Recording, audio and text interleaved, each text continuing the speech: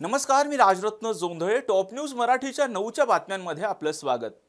24 तास नाही तर फक्त एका तासात आपण देशभरातील दिवसभराच्या महत्त्वाच्या राजकीय, सामाजिक, क्राईम आणि मनोरंजनासह इतर घडामोडींचा वेगवान आढावा घेणार आहोत. पाहूयात आज दिवसभरातील महत्त्वाच्या घडामोडी पुढील 1 तासात. लोकसभेच्या निवडणुका झाल्या. लोकसभेच्या निवडणुकीचे निकालही आले आणि निकालाच्या नंतर उद्याच्या दिवशीपासूनच रवींद्र धंगेकर यांनी त्यांच्या कामाला सुरुवात केली. आजही आपण बघतोय की त्यांनी एका मेळाव्याला सुद्धा हजेरी लावली होती. भाऊ, लोकसभेच्या निवडणुका झाल्या, निकाल आले आणि उद्याच्या दिवशीपासून तुम्ही कामाला सुरुवात केली.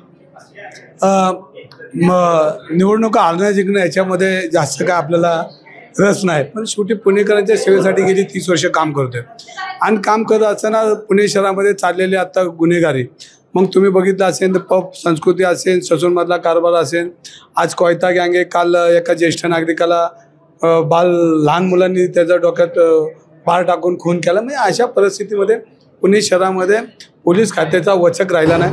कालच एका महिलेने तक्रार केली, 5-6 पोलीस अधिकारी कोर्टाने ताशेरे ओढलेत आणि त्यांच्यावर गुन्हा दाखल करला की गणेश बिडकर सारख्या भारतीय जनता पार्टीच्या नगरसेवकांनी अशा पद्धतीने उत्मात करून पोलिसांना वेठी धरून पोलिसांची बदनामी ह्या प्रकरणामध्ये झाली. खरं तर गणेश बिडकरांना याच्यामध्ये अटक केलं पाहिजे.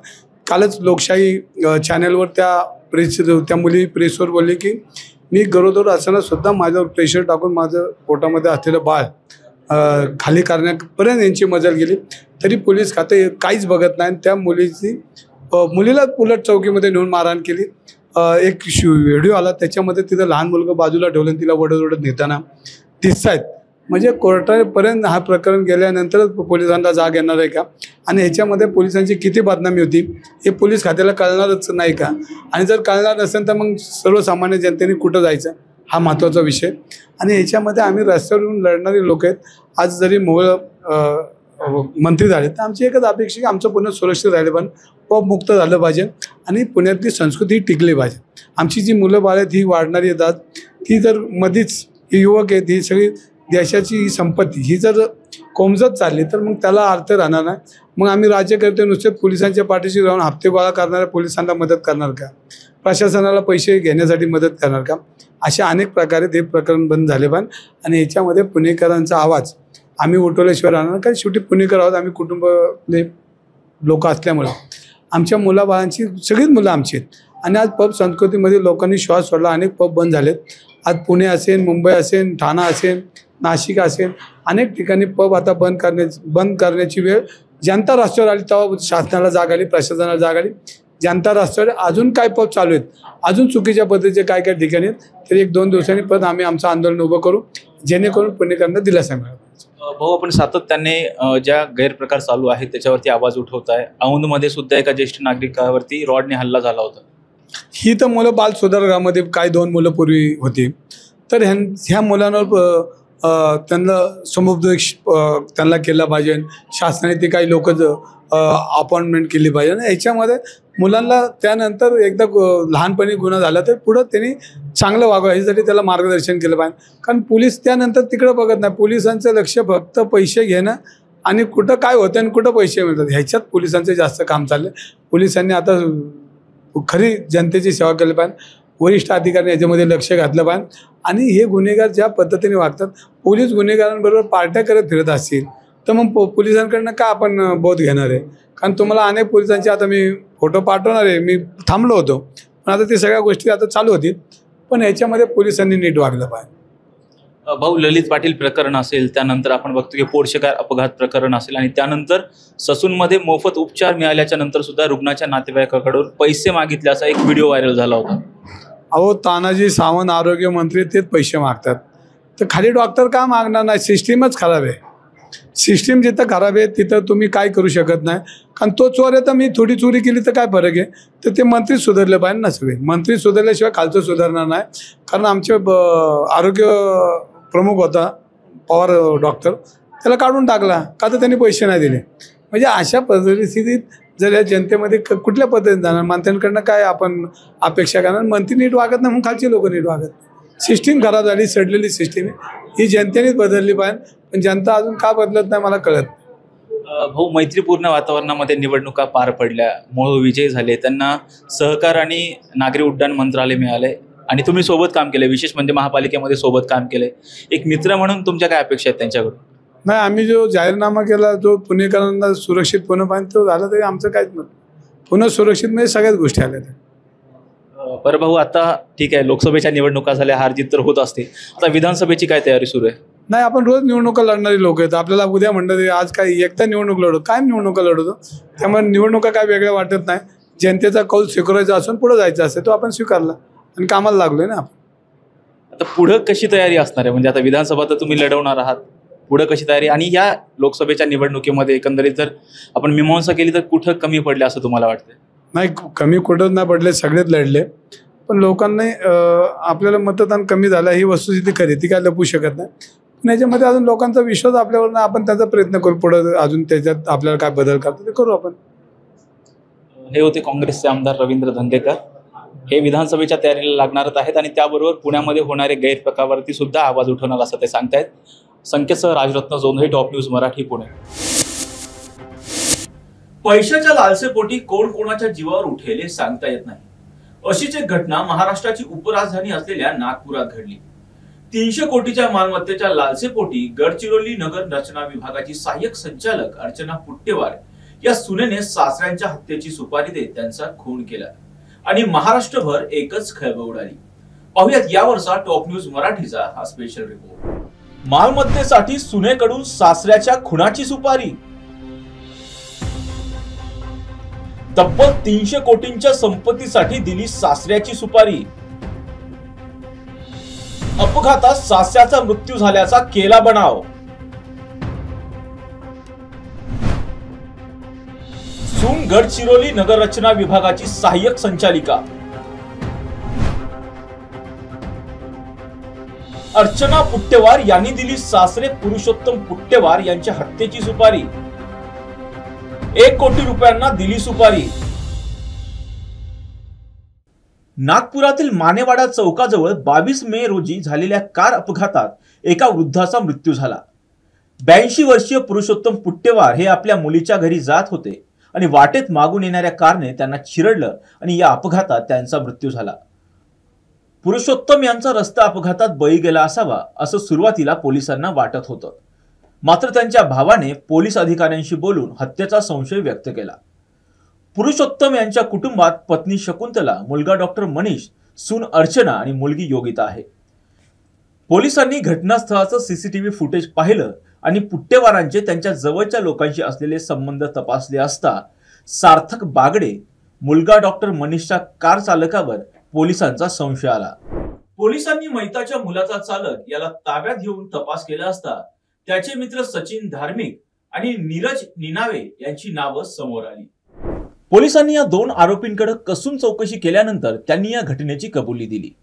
82 वर्षीय मृत पुरुषोत्तम पुट्टेवार यांच्याकडे 300 कोटी रुपयांची वडिलोपार्जित मालमत्ता आहे. मालमत्तेतील वाटा न मिळाल्यानं संतापलेल्या सुनेने सासरे पुरुषोत्तम पुट्टेवार यांच्या हत्येची सुपारी दिली. सुपारी घेणाऱ्यांना खुनात वापरलेली कार खरेदी करण्यासाठी सुनेने पैसेही दिले होते. ही हत्या करण्यासाठी आरोपींना 1 करोड रुपयांची सुपारी देण्यात आली व त्याची ॲडव्हान्स म्हणून 20 लाख रुपये आरोपींना आधीच देण्यात आले. सून अर्चनाने ही हत्या अपघात असल्याचं भासवण्याच्या स्पष्ट सूचना आरोपींना दिल्या होत्या. त्यानुसार पुरुषोत्तम पुट्टेवार आपल्या मुलीकडे जात असताना त्यांना भरधाव वेगातील कारनं धडक देत त्यांची हत्या केली. आरोपींनी ही हत्या अपघात असल्याचं भासवण्यात यश मिळवलं, पण मयत पुरुषोत्तम पुट्टेवार यांच्या भावामुळे हा हत्येचा प्रकार उघडकीस आला. एक केस हमारे पास में दाखिल हुआ था जो कि इनिशियली एडी करके दाखिल हुआ था कि एक्सीडेंटल डेथ है और धनतोली पुलिस स्टेशन की हद में एलेक्सिस हॉस्पिटल है, तो वहाँ जो है इन्फॉर्मेशन के आधार पे इसको एडी बाद में ट्रांसफ़र हुआ अजनी पुलिस स्टेशन में, क्योंकि वो केस हुआ था अजनी में। एक्सीडेंट जो हुआ था सुबह लगभग 10:30 बजे की घटना है। उसमें जो है एक सीनियर सिटीज़न थे जिनका नाम पुरुषोत्तम पुट्टेवार है। उनकी वो इंजरी के बाद में उनकी डेथ हुई थी और डेथ के बाद में ये इंसिडेंट जो हुआ था 22 तारीख को, 22 मई को, और ईडी करके इसमें फर्दर इंक्वायरी चल रही थी। बाद में हमें कुछ इन्फॉर्मेशंस मिली और उस आधार पे इसमें जो है केस सेक्शंस नए ऐड किए गए और निष्पन्न ऐसा हुआ कि ये एक्सीडेंटल डेथ नहीं थी, ये एक मर्डर था और जानबूझ के इसमें ये हुआ था। इसकी इंफॉर्मेशन जब तक हमारे पास में एक एक चीज़ हमने एविडेंस कलेक्ट की, उसके बाद में जो भी पंचनामा, सीसीटीवी फुटेजेस, ये सब चीज़ें चेक की गई कि किस तरह से हुआ और पूरी इंक्वायरी के बाद में हम इस पे कंक्लूजन पे पहुँचे कि ये जो है मर्डर है। और उसके बाद में हमने इसमें 302 और 120B 120 भी इसमें जो है लगाया है। बाकी और सेक्शंस हैं इसमें, तो महत्वपूर्ण इसमें जो था 302। और ये जो पुरुषोत्तम जो थे, इनके ऊपर इससे पहले भी 2 बारी जानलेवा हमला या फिर एक्सीडेंट इसमें हुए। और ये एक्सीडेंट क्यों हुए? क्योंकि इसकी इन्फॉर्मेशन भी हमारे तक नहीं पहुंची थी। तो ये इन्फॉर्मेशन ना पहुंचना और इसमें क्यों ऐसा ये बार बार हुआ और थर्ड टाइम इनकी जान चली गई इसमें। इन्वेस्टिगेशन में फर्दर पता चला कि इसमें कई लोग इन्वॉल्व थे और उनमें से जो मुख्य जो इसमें अरेस्ट हुए उसमें एक अर्चना कुट्टेवार करके हैं, उनको अभी तक हमने अरेस्ट किया है। उसके अलावा नीरज निमजे हैं, वो है। दूसरा सचिन धारणे है और सार्थक पागड़े। ये जो है 4 लोग इसमें अरेस्ट हैं और 2 और भी हमारे अभी ताबे में हैं, कस्टडी में हैं और वो भी अरेस्ट हो जाएंगे अभी। तो इस तरह से लगभग 6 लोग इसमें हमारे हिरासत में हैं। और इसमें जो पता चला अभी तक वो है प्रॉपर्टी डिस्प्यूट था, जिस प्रॉपर्टी की वजह से ये हुआ। इम्पॉर्टेंट केस इसलिए है क्योंकि इसमें जो बिल्कुल डार्क था, जिसके बारे में इंफॉर्मेशन नहीं थी और जिस तरह से इंफॉर्मेशन निकाली गई और क्राइम ब्रांच यूनिट 4 ने इसमें बहुत अच्छे से कार्रवाई की है। हमारे क्राइम ब्रांच के सभी अधिकारी और कर्मचारी इसमें इन्वॉल्व होके अभी तक बहुत सीक्रेटली इसमें हमारा काम हुआ है और एक कैसे इस केस को हम फुल प्रूफ बना सकते हैं। इनकी जो भी ट्रांजैक्शंस हुई हैं वो, और जैसे जैसे ट्रांजैक्शंस हुई हैं जो भी इन्वॉल्व है उसमें वो, और इसमें लगभग 17 लाख रुपए की अभी तक हमने प्रॉपर्टी जब्त की, जिसमें कैश, गोल्ड और इसके अलावा 4 व्हीकल्स भी हैं।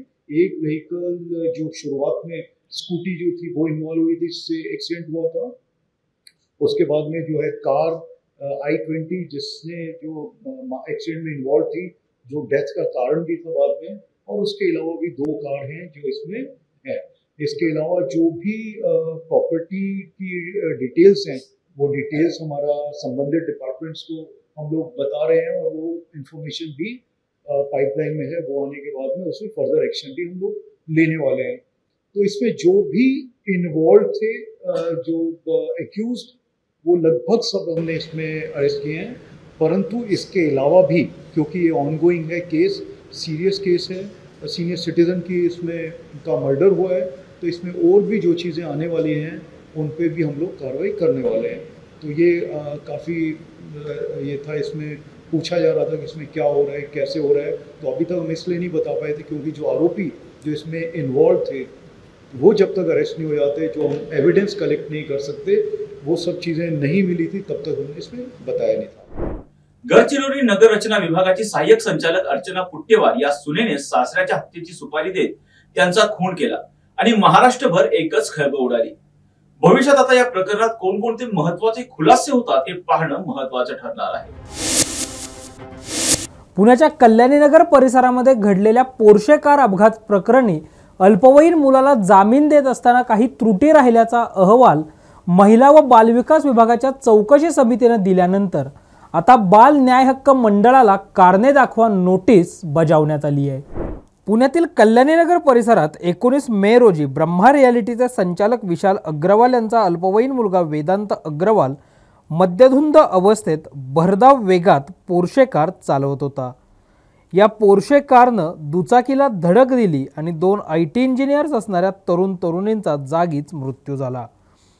त्यानंतर वेदांतला पोलिसांनी ताब्यात घेतलं, मात्र त्यानंतर त्याला बालन्याय मंडळात हजर करण्यात आलं असताना अपघातावर 300 शब्दांचा निबंध लिहिणे, वाहतूक पोलिसांबरोबर 15 दिवस वाहतुकीचं नियोजन करणे व मद्य सोडवण्यासाठी मदत होईल अशा डॉक्टरांकडून उपचार घ्यावेत या अटींवर जामीन मंजूर करण्यात आला होता। मात्र हा जामीन मंजूर करत असताना निकषांचं पालन केलं की नाही हे तपासण्यासाठी महिला व बालविकास विभागाने 22 मे रोजी 5 सदस्यांची समिती स्थापन केली होती। या समितीचा नुकताच अहवाल प्राप्त झाला असून या अहवालानुसार बाल न्याय मंडळाच्या सदस्यांना कारणे दाखवा नोटीस बजावण्यात आली आहे। पुढील 4 ते 5 दिवसात बाल न्याय हक्क मंडळाच्या सदस्यांना आपलं म्हणणं मांडावं लागणार आहे। मुंबई उत्तर पश्चिम मतदारसंघामध्ये नेमक्या काय काय घडामोडी झाल्या आणि कशा पद्धतीने आमचे उमेदवार श्री अमोल कीर्तीकर यांना पराभूत घोषित करण्यासाठी स्वायत्त यंत्रणा काय पद्धतीने कामाला लागल्या याचे सर्व लोक साक्षीदार आहेत। रोज नव्या गोष्टी बाहेर येत आहेत। आज अजून एक नवीन घटना पुढे आली की ज्या मोबाईलने ईव्हीएम अनलॉक झाला तोच मोबाईल नेमका विरोधी पक्षाचे उमेदवार श्री रवींद्र वायकर यांच्या मेहुण्याकडे आढळला। एवढं सगळं झाल्यानंतरही खरंच वायकर साहेबांना असं वाटत असेल का की आपण जिंकलोय? अंतर्मन जराही खात नसेल का? नाही म्हणजे नीती अनीती नीतिमत्ता या सगळ्या गोष्टींची आम्ही भाजपकडून अपेक्षाच करू नये, परंतु जे वायकर साहेब काही वर्षांसाठी मातोश्रीच्या आणि वंदनीय बाळासाहेबांच्या सानिध्यात राहिले त्यांच्यासाठी तरी नीतिमत्ता काही ना काही मॅटर करत असेलच, नाही का? वायकर साहेब, खरंच तुमच्या अंतर्मनाला असं वाटतं का की तुम्ही जिंकलायत? वायकर साहेब, असा विजय काय कामाचा जो विजय घेऊन तुम्ही जिथे कुठे जाल लोक कायम तुमच्याकडे तुम्ही पराभूत आहात अशाच नजरेने बघत राहतील। पुणे शहर राष्ट्रवादी काँग्रेस पार्टी शरदचंद्रजी पवार या आमच्या पक्षाच्या शहर कार्यकारिणीची बैठक नुकतीच संपन्न झाली। या बैठकीमध्ये आमचे सर्वच ज्येष्ठ नेते, ज्याच्यामध्ये माजी खासदार वंदनाताई चव्हाण असतील, जयदेवरावजी गायकवाड, अंकुशरावजी काकडे, जगन्नाथ बापू शेवाळे, कुमारभाऊ गोसावी, सर्वच मंडळी या बैठकीत सहभागी होते। आणि त्या बैठकीमध्ये पुणे शहरात म्हणजे आदरणीय पवारसाहेब आणि आदरणीय जयंत पाटील साहेब यांच्या सूचनेनुसार समस्त राज्यातून जे अहवाल मागवत होते ज्याच्यामध्ये पुणे शहरामध्ये आपण कुठल्या जागा लढवू शकतो आणि जिंकू शकतो या संदर्भातला अहवाल मागितला। त्या अहवालामध्ये आम्ही पुणे शहरातल्या 6 जागा मागितल्या आहेत। अर्थात 19ला आम्ही 4 जागा लढवलं होतं, पण त्याच्यामध्ये मूळ हडपसर, खडकवासला, वडगाव शेरी तथा पर्वती या विधानसभा मतदारसंघाचा आमचा हक्क आहेच, पण त्याचबरोबर अतिरिक्तमध्ये शिवाजीनगर आणि पुणे कॅन्टोन्मेंट असे एकूण 6 मतदारसंघ आपण घेण्यात यावे। इथं पुणे शहर राष्ट्रवादी काँग्रेस पार्टी शरदचंद्रजी पवार या पक्षाचे उमेदवार नक्की निवडून येतील अशा प्रकारचा अहवाल दिला। अर्थात हा सर्वस्वी निर्णय आदरणीय पवारसाहेबांचा आहे। पवारसाहेब जे निर्णय घेतील तो आम्हाला मान्य राहील, पण पुणे शहर राष्ट्रवादी काँग्रेस पार्टी या 6 जागांवर जिंकू शकते ही आजची परिस्थिती नक्की आहे।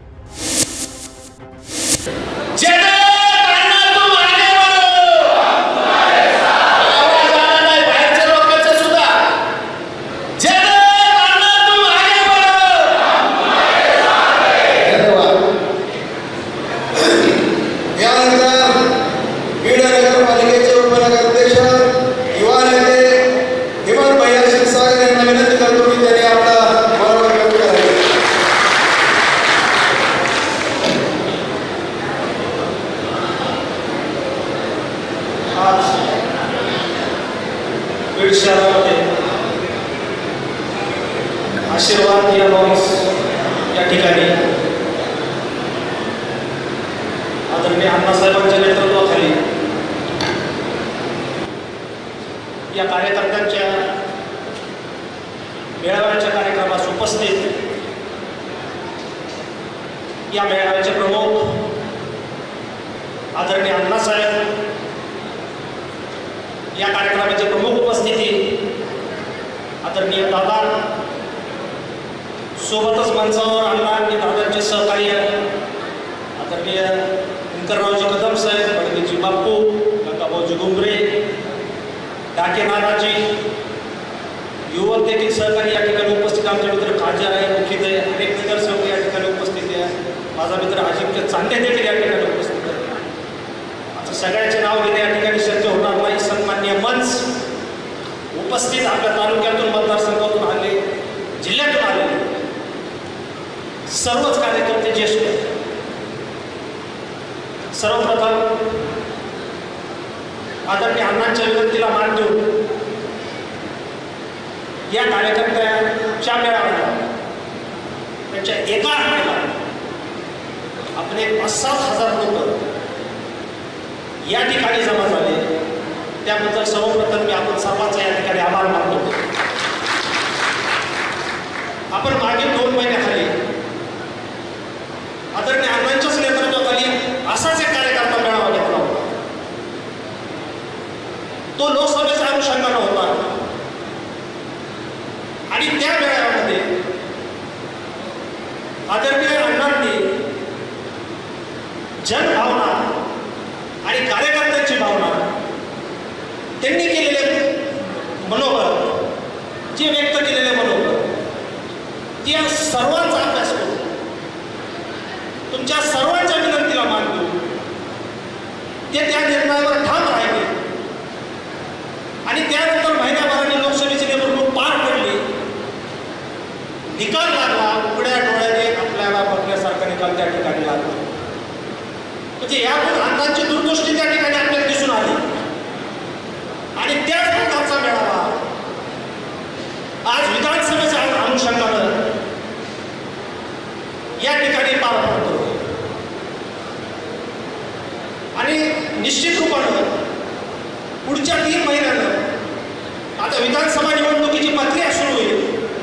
अनेकांनी सांगितलं 90 दिवस आहे, त्या ठिकाणी 100 दिवस आहे, परंतु आता अण्णांच्या पाठीशी आपण कशी ताकद उभा करायची, कसं बळ त्यांना द्यायचं, कुठल्या माध्यमातून त्यांना लोकातून उभारी द्यायची, ही आता बारकाईने लक्ष करण्याची, केंद्र करण्याची या ठिकाणी आपण सर्वांना या ठिकाणी गरज आहे. मागच्या 5 वर्षाचा काळखंड आपण बघितला, काय घडलं काय नाही घडलं, अनेक वेगवेगळ्या गोष्टी घडल्या. त्यावर या ठिकाणी मी फारसं भाष्य करणार नाही, कारण मागच्या 5 वर्षाचे आपण सर्वजण त्या ठिकाणी साक्षीदार आहात. आपण सर्वांना त्या गोष्टी ज्ञान आहे, परंतु मागच्या 5 वर्षामध्ये झालेल्या ज्या चुका त्या आता दुरुस्त करण्याची वेळ या ठिकाणी आली. आता आदरणीय अण्णा म्हटलं की एक विकासाचा दृष्टिकोन, विकासाचं माध्यम म्हणजे अशी काही प्रकारची वाक्याच त्यांच्या नावाने या ठिकाणी आपल्या मतदारसंघात झालेले म्हणलं तर वावगं ठरणार. मी देखील माझं 5 वर्षामध्ये उपाध्यक्ष असताना नगरपालिकेचा विरोधी बांधावर बसून मी काम केलं. स्वच्छता सभापती हे सभापती पण माझ्याकडे होतं. सांगायचं तात्पर्य एवढंच, आलेल्या प्रत्येक योजना त्या आमच्या खात्यातून जात होत्या. आता 86 कोटी रुपये विधानसभेच्या अगोदर मागचे आहे अण्णांच्या माध्यमातून या शहराला. मी तो नगर उत्तर खात्यातून त्या ठिकाणी पाणी पुरवठा योजना, अशा अनेक योजना म्हणजे जवळजवळ नगर उत्तरमधून 400 कोटी रुपये त्या ठिकाणी नगरपालिकेच्या माध्यमातून या शहरासाठी. आणि 4 महिन्यांनी निवडणूक झाली, मग हा आलेला पैसा म्हणजे विकासाकरिता हा आपण लोकांपर्यंत घेऊन पोहोचला, लोकांना याची जाण करून दिली नाही. ही अतिशय कारगर बाब आहे, पण मोठ्या परिणाम त्या ठिकाणी आपले भोगावा. आज जवळजवळ 5-7 हजार लोक या ठिकाणी उपस्थित आहेत आणि कार्यकर्ता या नात्याने आपण सर्वांना माहिती हरलेला पैसा कोण आणतोय.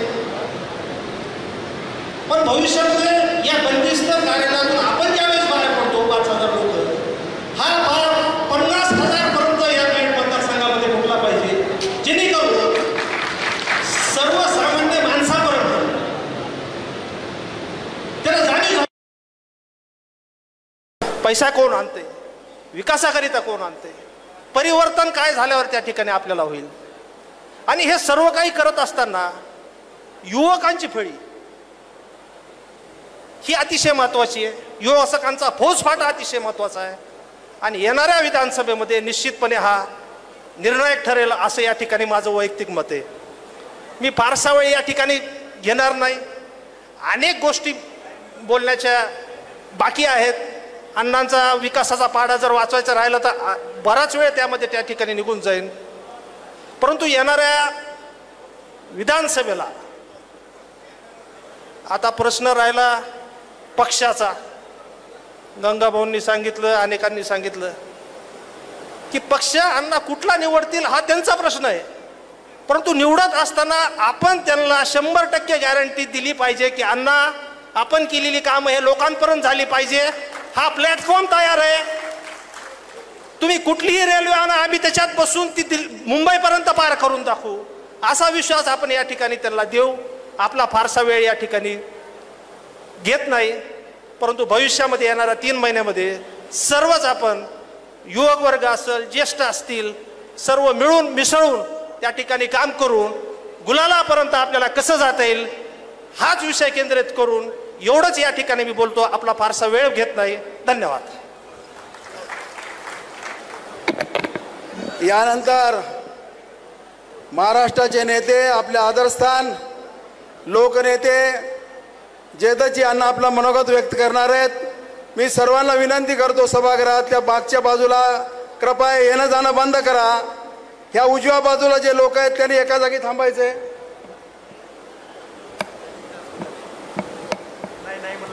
नको. यानंतर माननीय जयदत्तजी यांना क्षीरसागर यांना विनंती करतो की त्यांनी आपलं सविस्तर मनोगत व्यक्त करावं.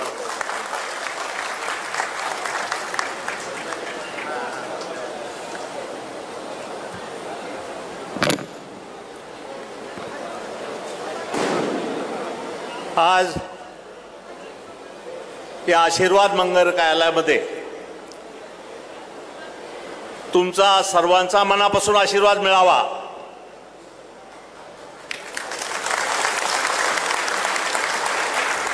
याकरता आयोजित केलेल्या कार्यकर्ता मेळाव्यामध्ये माझ्या परिवारातले सर्व कौटुंबिक सदस्य रवी, विजू, रोहित, हेमंत आणि माझ्या विस्तारित परिवारातले सर्व सदस्य, हे कुटुंबाचं झालं. हा परिवार आहे, माझा विस्तारित परिवार आहे. कारण मी कधी कुठल्या जातीच्या धर्माला समोर ठेवून गेल्या 50 वर्षामध्ये कुठली गोष्ट साधायचा कधी प्रयत्न केला नाही. नाहीतरी जातीचं नाव घेऊन हायतरी तिली किती, आमचे घर हुडकावं लागतं तेल्याचे कुठं गावात आहे का, एखादं घर चुकून सापडतं. आणि त्यामुळं आपल्या सगळ्याच्या जाती धर्माला बरोबर घेऊन जाऊन काकू नानापासून जो राजकीय आणि सामाजिक प्रवास आम्ही केलेला आहे त्याचे आपण सर्व साक्षीदार आहात. सुदैवानं निसर्गाचं ह्यावेळेस अनुकूल आपल्याला परिमाण लाभलंय. कधी नव्हे ते मृगाचं नक्षत्र बरसलं, कधी नव्हे ते वेळेवर पेरण्या आल्या आणि आता पुढं पेरते व्हा, शेतात नव्हे मनात पेरते व्हा. आता औरंगाबाद ते सोलापूर नेहमी मृगाचं नक्षत्र कोरडं जातं आणि दुष्काळ तर आपल्या 5वीला पोचलाय. तो हे वर्ष चांगलं आहे, निसर्गानुकूल आहे, पेरण्या वेळेवर झाल्या, फक्त पाण्याचं साठवण वेळेवर झालं नाही. होईल मोठं भविष्यामध्ये, सुदीन सगळ्या आपल्याला भविष्यात येतील ही अपेक्षा व्यक्त करतो. आणि निवडणुका नुकत्याच झाल्यात लोकसभेच्या. नुसत्या आपल्या भारतात आणि हिंदुस्थान निवडणुका झाल्या नाही, हा लोकशाहीचा उत्सव साजरा केला नाही, तर जगामध्ये 40 देशात निवडणुका आहेत ह्या वर्षात. 40 देशामध्ये, अमेरिका असेल, इंग्लंड असेल, आफ्रिकन कंट्रीचं लोकशाही मानतात, अशा 40 देशामध्ये हे लोकशाहीचं पर्व साजरं होत आहे. आणि लोकशाही ही कुस्ती आहे, राजकीय कुस्ती आहे. याच्यामध्ये यश अपयश, जय पराजय हे तर चालूच असतं. मी पडलो, काकू अनेक पडले, अनेक निवडून आले, पण पडल्यानं खचून जायचं नाही आणि विजयानं हुरून जायचं नाही. हा वसा आणि वारसा सातत्यानं आपण जोपासलाय, तर ताकदीनं निर्धारानं पुढे जायचं. आणि सत्ता हे काही अंतिम आपलं साध्य नाही. सत्ता मिळाली, खुर्ची मिळाली की त्या माध्यमातनं जगाचं भलं आणि सगळ्यांचं भलं करायच्या ऐवजी आपलं वैयक्तिक कसं भलं होईल, वसुली आणि टोल कसा सुरू होईल आणि सार्वजनिक कामातनं आपली प्राप्ती कशी होईल, हा सगळा जो नूर आता पालटलेला आहे त्याला जर आवर घालायचं असेल, त्याला जर नियंत्रणात ठेवायचं असेल तर मला वाटतं पुढचे 100 दिवस नुसती विधानसभा, नुसती बीडची विधानसभा नाही, जिल्ह्यातल्या विधानसभा, राज्यातल्या काही विधानसभा ज्या ठिकाणी आपलं संबंध आहेत, ज्या ठिकाणी आपण मदत केलेली आहे, ज्या ठिकाणी पोटेन्शियल कॅन्डिडेट्स आहेत, त्या ठिकाणी आपल्याला आखणी आणि बांधणी जुळणी नुसती विधानसभेची नव्हे, जिल्हा परिषद, पंचायत समिती, नगर परिषद, ह्या सगळ्या संस्था ज्या सर्वसामान्याच्या भल्याच्या आहेत त्या मार्गी लावायच्या असतील आणि चांगल्या यशस्वीरित्या पार पडायच्या असतील तर ही संधी आहे 100 दिवसाची. आणि या 100 दिवसामध्ये आता आपण, तुम्ही किती कौशल्य तुमच्या जागी आहे, एकाने मनात घेतलं तर 100ला कसं पकडू शकतात हे मला चांगलं माहिती आहे. म्हणजे समोरची माणसं कुणी 1000चा मालक, कुणी 100चा मालक आहे, कुणी 200चा मालक आहे. म्हणजे मनात घेतलं तर गावात आणि वॉर्डामध्ये आणि तीच भूमिका घेऊन आपल्याला पुढे जायचं आहे. मी ग्रामपंचायतला उभा आहे, मी वॉर्डात उभा आहे आणि ग्रामपंचायतला वॉर्डात उभा राहिल्यावर आपण जसे घरं पिंजून काढतो घरं, आणि एका एका घरी 10 वेळा जातो, तो माणूस म्हणतो अरे बाबा बस झालं, मी तुला मदत करतो, किती वेळा माझं दार कंडी वाजवतो, किती वेळा दाराची कुंडी. अशा परिस्थितीत आपण नगर परिषद आणि ग्रामपंचायती जिंकतो, ताकदीनं पुढे जातो. आणि त्यामुळे मला वाटतं तीच पार्श्वभूमी आणि तेच कसब आणि कौशल्य आता लक्षात घेता आपल्याला हे करावं लागेल. रस्त्यात अनेक अडचणी येतात, स्पीड ब्रेकर असतात, कधी नैसर्गिक आपत्ती येते. कोरोनासारखी नैसर्गिक आपत्ती आली, त्याच्यामध्ये पराधीन आहे पुत्र जगती मानवाचा. म्हणजे किती आपण चांद्रयान 3 जरी चंद्रावर उतरलं तरी आपण कुठंतरी कमी असतो, कुठंतरी कमी पडतो आणि निसर्ग आपला भारी पडतो. हे कोरोनामध्ये आपण पाहिलं.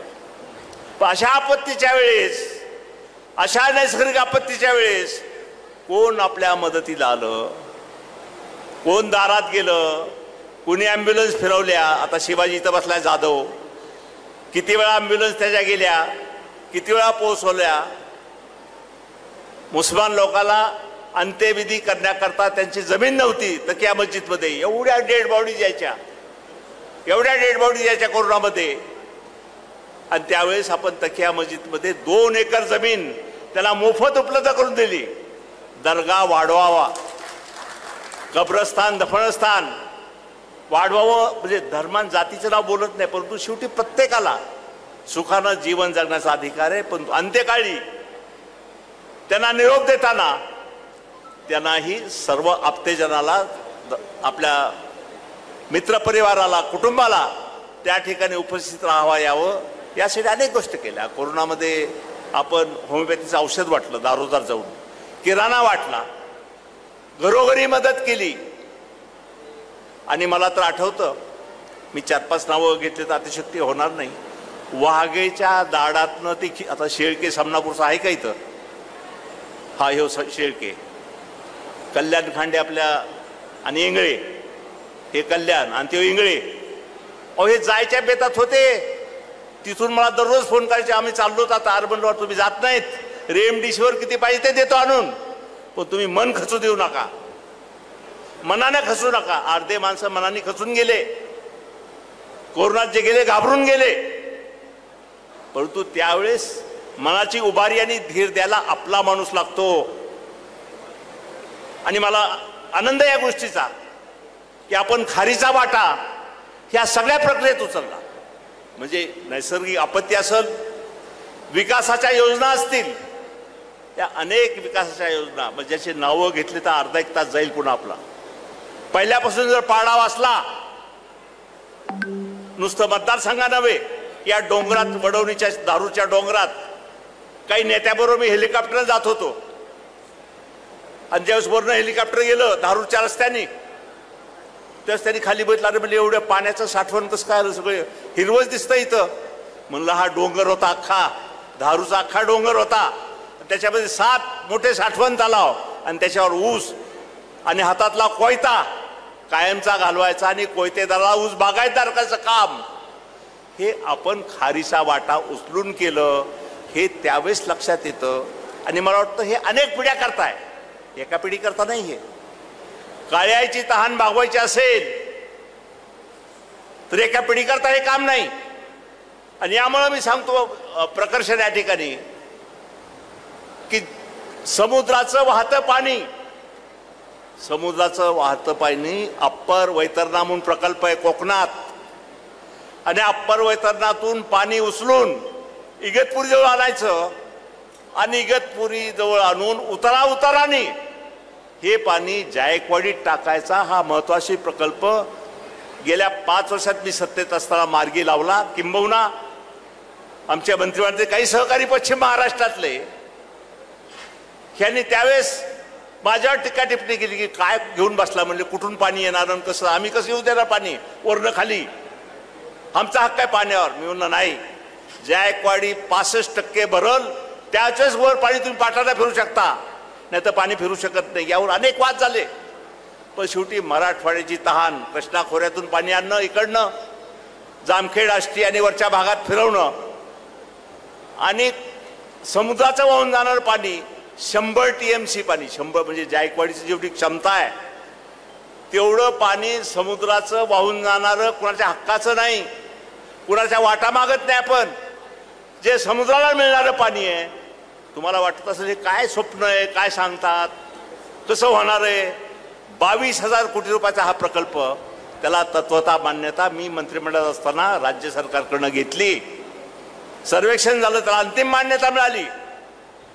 आणि मग असे प्रकल्प ताकदीनं राबवायचे असतील, ठीक आहे, एखादी नोकरी, एखाद्या गावात शिक्षणाचा प्रश्न असेल, आरोग्याचा प्रश्न असला, आपण केले. इथं 300 खाटाचा दवाखाना नवीन घेतला, बांधलाय आपण सिव्हिल हॉस्पिटल बाजूला, पण तो हे होणं शक्य. अहो ही दवाखान्याची जमीन, जे 300 खाटाचं हॉस्पिटल आता बांधलं जात आहे, ती जमीन मिळायला मला 1.5 वर्ष लागले. कमीत कमी 10 मीटिंग गृह खात्याच्या खालपासून वरपर्यंत. एखादं ग्रामपंचायत कार्यालय बांधायचं असेल तर सरपंचाला वर्षभर येण्या द्याव्या लागतात, येण्या. आणि एवढे मोठाले काम उरकायचे असतील, त्याला अंजाम द्यायचा असेल किंवा त्याला प्रत्यक्षात राबवायचं असेल तर एका दिवसाचं कष्ट आणि परिश्रम नसतं, अनेक दिवसाची किंवा अनेक महिन्याची त्याच्याकरता मशागत करावी लागते आणि मगच पेरणी शक्य होते. हे विस्तारानं म्हणजे अनेक आता कामं जर तुमच्या नॅशनल हायवेपासून औरंगाबाद उस्मानाबाद नॅशनल हायवे जो आपण केला आणि ज्याच्यामुळं आता माणसं औरंगाबादला हायकोर्टाच्या किंवा कामाला जायचे असतील, अगोदर मुक्कामी जायचे औरंगाबादला, उद्या काम आहे आज मुक्कामी जायचं. आता सकाळी 10 वाजता जातात, 4 वाजेपर्यंत काम उरकून बीडला मुक्कामी येतं, आपल्या घरी, आपल्या घरात. हे आपोआप होत नाही, याच्याकरता नियोजन लागतं, याच्याकरता पैशाची उपलब्ध, याच्याकरता बॅकअप लागतो. आणि बॅकअप आकाशातून पडत नाही, हा प्रयत्नाच्या माध्यमातूनच होऊ शकतं. त्या आपलं कोर्टाची बिल्डिंग असेल, कलेक्टर ऑफिसची बिल्डिंग असेल, DSP ऑफिसची बिल्डिंग असेल, संभाजी महाराजांचं क्रीडांगण असेल, स्टेडियम असेल, अनेक गोष्टी या ठिकाणी सांगता येत. MSEBचे अनेक प्रकल्प असतील. आता बघा गेल्या 5 वर्षात अपवादानं कुठं झालंय का आठवण का ना, साठवण तलाव एखादा, अंजनोचे आपण प्रयत्न करून 33 किवी केलं, एकही 33 किवी झालं नाही, एकही प्रकल्प आला नाही. चालू काय, योजना काय चालू आहेत. आणि मला वाटतं की सोपं झालंय, जातीपातीचं धर्माचं राजकारण घेतलं, नावं घेतले की आपोआप थोडंसं जमतं, दुगदुगी येते आणि पुढं जायला मिळतं. हे चित्र आपण पाहतो. आणि त्यामुळं मला वाटतं की मला विस्तारानं बोलायला माझ्याकडं कामाचं मी मुद्दाम यादी काढून ठेवली, किती TTC केलेत, कुठं आपण हायस्कूलच्या बिल्डिंग बांधल्यात, कुठं तलाव केलेत, किती लोकांना नोकऱ्या दिल्यात, किती लोकांना शिक्षणाच्या सोयी केल्यात, म्हणजे अनेक योजना आपण केल्या आहेत. अनेक योजना भविष्यात आपल्याला करायच्या आहेत, त्याला आकार द्यायचा आहे, त्याला रूप द्यायचं आहे. परंतु एकच गोष्ट, आता बोरखेड भागात जे आता पवन चक्क्या व्हायल्यात, आलं का कुणी बोरखेडचं साठे कुणी आलेत का? हा, हे साठे पुण्याला असतो, दिनेश साठे आलाय का? हा, हे पुण्याला असतो. आणि पवन चक्क्या हे आता बीड जिल्ह्यात जाळं विणलं जाते पवन चक्क्याचं.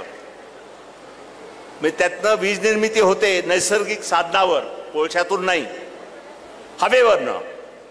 आणि पवन चक्क्याचं जाळं घाटावर आणि विशेषतः गेवराई तालुक्यातल्या गडीच्या भागात डोंगरावर आता विणलं जात आहे. आणि त्यात फायदा काय?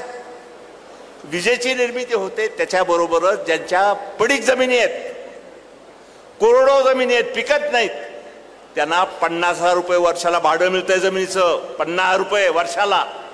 आता टाटाचा सोलर प्रोजेक्ट नेकरूरला येतोय, त्याला 1200 एकर जमीन पाहिजे, 50,000 रुपये वर्षाला भाडं शेतकऱ्याला द्यायला तयार आहेत ते. म्हणजे शेवटी ह्या योजना आपण खेचून आणतो, त्याचा फायदा लोकांपर्यंत प्रत्यक्ष अप्रत्यक्ष कसा जातो हे आपण या अशा ह्यातनं आखतो. आता इथं आपला आगलावे आला असेल, सचिन आगलावे आलाय का नाशिकहून? हा, हे बाई सचिन आगलावे. हे कुठल्या समाजाचा आहे? हे नाशिकला असतो. हे सुतार समाजाचा असतो नाशिकला, तो कामं घेतो माझ्याकडून, मी मदत करतो त्याला. दिनेश साठे असतो पुण्यात, त्यांनी सांगितलं की आपण काम, म्हणजे कसं असतं, ही सोशल मीडिया आणि कनेक्टिव्हिटी ही आता एवढी वाढली, काही अडचण आली की खटकन वाचतं. आणि ट्रोलिंग आणि ट्रोलिंग म्हणजे मीडियावर पाहिलं की लगेच टिक्का टिप्पणी करायची, लगेच डाचायचं, हे तर आता सुरू झालंय. स्क्रोलिंग पण सुरू आहे.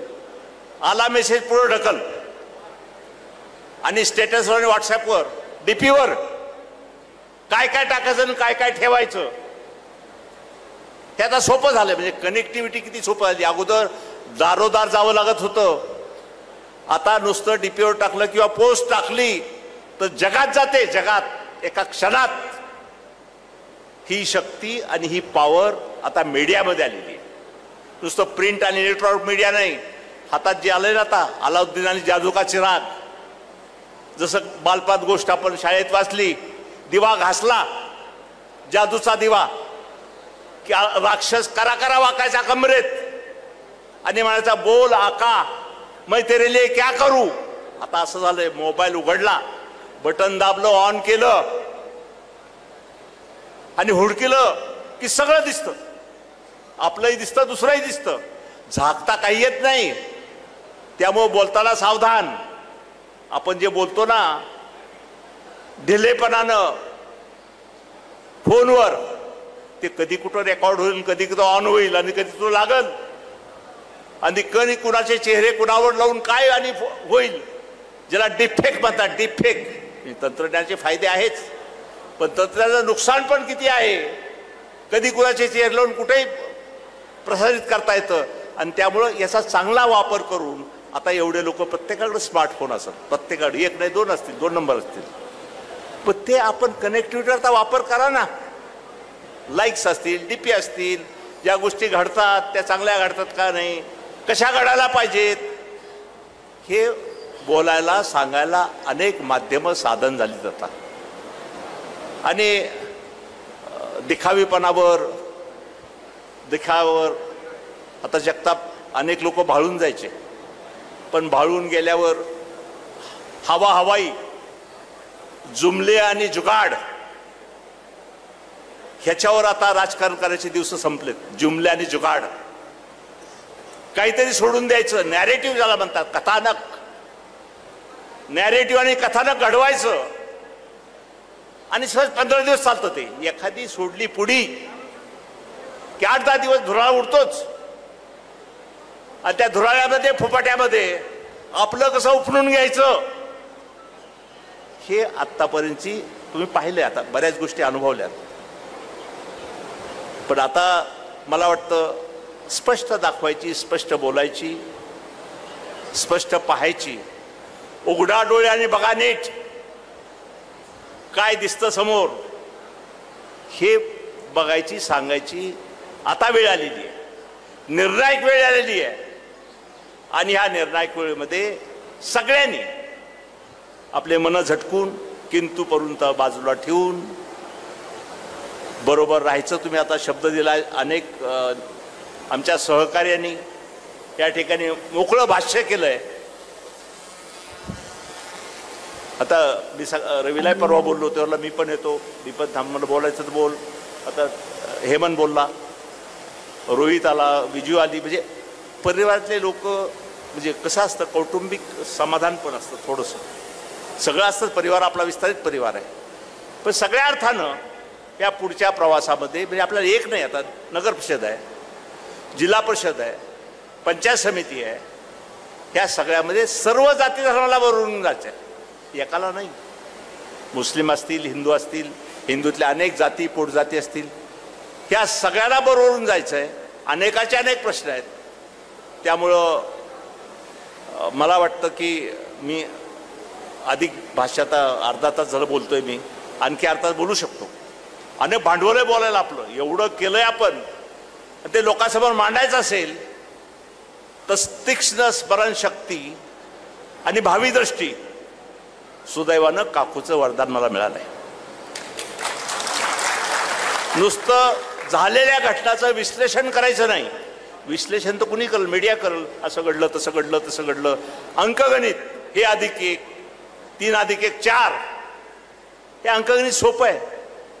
पण केमिस्ट्री ज्याला म्हणता येईल, केमिस्ट्री म्हणजे अनेक लोक शाळा कॉलेजात केमिस्ट्री हा विषय, रसायनशास्त्र हा विषय शिकले असतील, किंबहुना ऐकून माहिती असेल की मनाची केमिस्ट्री जुळणं आणि जाती धर्माच्या पलीकडे जाऊन जुळणं हे मला वाटतं सध्याच्या काळामध्ये नितांत गरजेचं आहे. जे टोकदार संघर्ष वेगळ्या नात्यानं पाहायला मिळतात बाहेर सोशल मीडियात, हे थांबवती. निवडणुका होत राहतात, जात राहतात, हार जीत होत राहते, जात राहते. तो समाज एकत्रित ठेवायचा असेल, घडवायचा असेल आणि विकासाच्या वाटेनं सर्वांना जायचं असेल तर मला वाटतं हे नितांत गरजेचं आहे. उद्या मुस्लिमाचा सण आहे, बकरी ईद आहे उद्या, त्याच्या निमित्तानं त्यांनाही मनोपूर्वक शुभेच्छा देतो.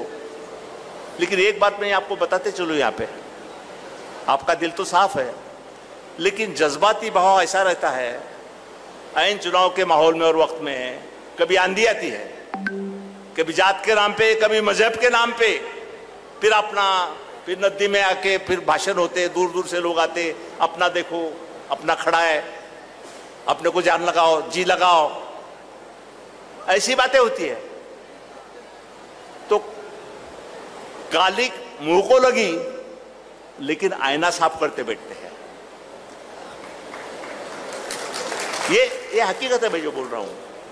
मौलाना वस्तानवी साहब के यहाँ पे मैं 2-3 बार गया था, उनकी तबीयत नासाज है, वहाँ भी जाने का मौका काफ़ी बार मुझे मिला. उनका यहाँ पे दायरा भी चल रहा है. दीनी और दुनियाई तालीम दोनों एक जगह कैसी हो सकती है, रूहानी और जिस्मानी दोनों एक जगह कैसी होती है, उसका माखूल अगर कहीं हमें दिखाया जाता है तो मौलाना वस्तानवी और भी जो इदारे यहाँ पे चलते हैं. तो मैं आपको भी बोलता हूँ कि जज्बात के बहाव में आके कोई